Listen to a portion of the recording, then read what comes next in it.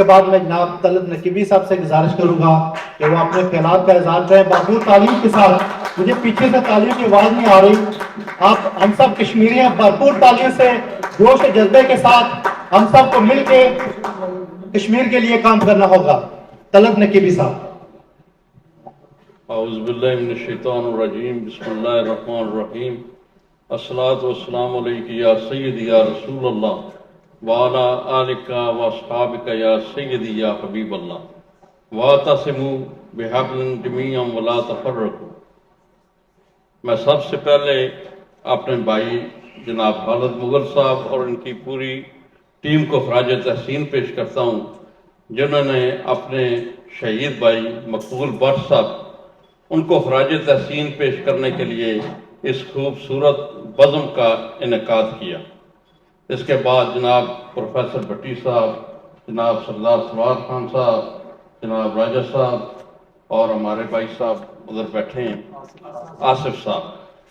میں تمام کا شکریہ ادا کرتا ہوں کہ انہوں نے مجھے موقع فراہم کیا یہاں پر بولنے کا, اور ان بزرگوں کے سامنے بولنا کوئی آسان کام نہیں ہے. نہ بندہ بول سکتا ہے, ہم بچے ہیں ان کے. تو بھائی صاحبان نے ٹائم دیا ہے تو میں 4-5 منٹ میں اپنی گفتگو کروں گا. اللہ تعالیٰ قرآن پاک میں فرماتا ہے کہ وَاعْتَصِمُوا بِحَبْلٍ جَمِيعًا وَلَا تَفَرَّقُوا, اور اللہ کی رسی کو مضبوطی سے تھامے رہو اور تفرقوں میں نہ پڑو. آج امت مسلمہ صرف مذہبی تفرقوں کی بات کی جاتی ہے, صرف مذہبی فرقوں کی شکار نہیں ہے. خاندانی, برادری ازم, ڈیفرنٹ سیکٹس, ہم کون سا ایسا شعبہ ہے جس میں ہم تفرقوں کا شکار نہیں ہیں.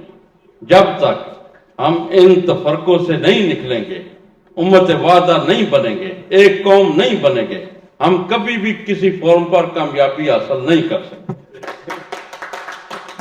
قوم جو ہوتی ہے, ہمارے پیر و مرشد خواجہ عظمت اللہ اولیاء فرماتے تھے, جب وہ ارشاد فرماتے تھے تو قوم کا لفظ تو فرماتے تھے بیٹا جب میں قوم بولتا ہوں تو اس سے غلط مطلب مت لو. قوم کا مطلب ہے امت مسلمہ, یہ ایک واحد قوم ہے.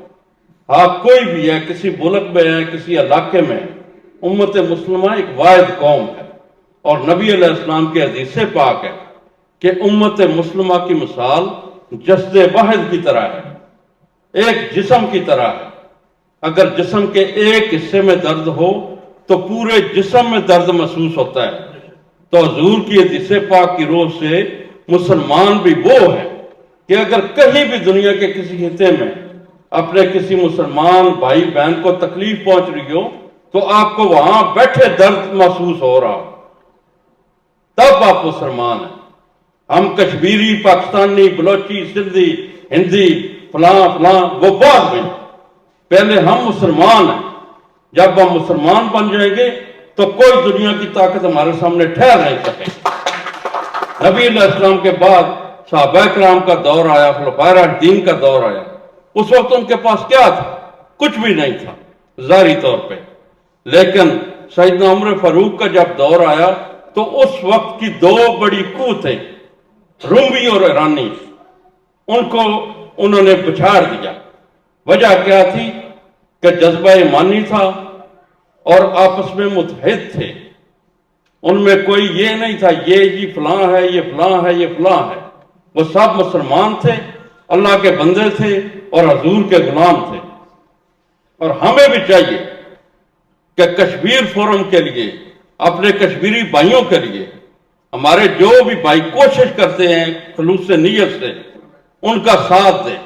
اس میں صرف کشمیریوں کا فرض نہیں ہے, پاکستانی ہو, کسی بھی جگہ کا مسلمان ہو, ان کا کام بنتا ہے کہ اپنے کشمیری بھائیوں کے ساتھ مل کر اپنے مقبوضہ کشمیر کے جو بھائی بہنیں ہیں ان کے لیے ہم کوشش کریں. اور میں خراج تحسین پیش کرتا ہوں سردار صاحب کو. جب سے میں امریکہ میں آیا ہوں 92 سے, ہم ان کو دیکھ رہے ہیں ہر فورم پر, یہ ہمیشہ کوشش کرتے ہیں. اور اللہ تعالیٰ ان کی کوششوں کو قبول و منظور فرمائے. اور پروفیسر صاحب سے آج پہلی ملاقات ہے, ان کو سنیں گے انشاءاللہ اور آئندہ ان سے استفادہ حاصل کرنے کی کوشش کریں گے. اللہ تعالیٰ سے دعا ہے کہ اللہ تعالیٰ حضور صلی اللہ علیہ وسلم کے صدقے میں مقبوضہ کشمیر کو آزادی کی نعمت سے نوازے, اور ہمارا یہ کشمیر کا خطہ اپنی पूरी आज़ादी के साथ, पूरी आबोताब के साथ दुनिया इस्लाम में अपना नमूना पेश करें। बहुत मदद। माशाल्लाह जी, ये तलब नकीबी साहब थे, बड़े खूबसूरत अंदाज में अपने ख्यालात का इज़हार किया।